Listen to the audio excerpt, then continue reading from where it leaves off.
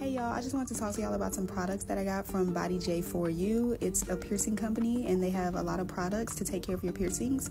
They sent me some stretching balm, some jojoba oil, and some aftercare solution for your piercings. I've been using Body J for You's products ever since I first started stretching my ears. That's the kit, my first ever stretching kit I ordered from them. So I was really excited to use these. Here I'm just using the aftercare solution in the dropper. It comes in a spray and a dropper. The spray is just easier and quicker, but the dropper I feel like is better for the ones on your face. They sent me some stretching balm, and typically you would use this as lubricant to stretch your ears up. I'm not really stretching anymore. I've pretty much reached my goal size, so it's a good lube just to get my jewelry in and out. I also have some jojoba oil.